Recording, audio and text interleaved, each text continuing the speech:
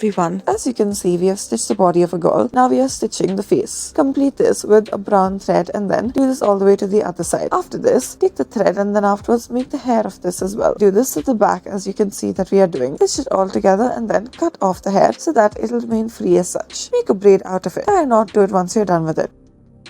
Next, we'll take some pink thread and then afterwards wrap it around the needle as such. We are using 2 needles in this process. Wrap it around multiple times. It should almost be like we are tying multiple knots around this needle. Now, as you continue with it, you can see it growing. Now, pull it down and then as you pull it through, then it'll add another layer to our rows. Continue adding these layers and then pull out the other needle when you are pulling it out as such. Continue to do this. The more you make, the better. Then it'll form more waves to it as you can see that it is doing. Now, once you pull it through, this is what it should look like. And then once you're finally done with it, put the leaves on either side of it as well and stitch it in its place. Now pull the needle through and then this is what it should look like.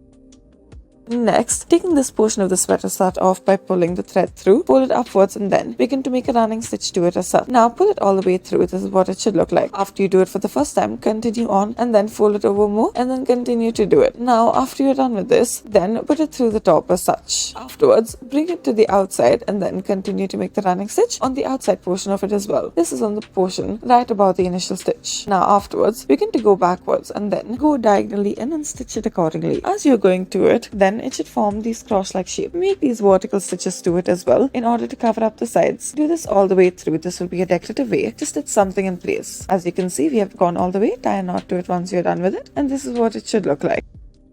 Now after this, start off by removing these hooks. Now keep it aside and then keep its counterpart to it as well. Take a thread and then slowly begin to stitch it in. Stitch it in all the way throughout. Make sure that it is firmly put in. This way it will not come out easily. Now afterwards, stick the other portion of it in as well. After you're done with this can be used as a nice and easy way in order to ensure that there is no excess portion left in the clothes as such. You can do this if it was loose.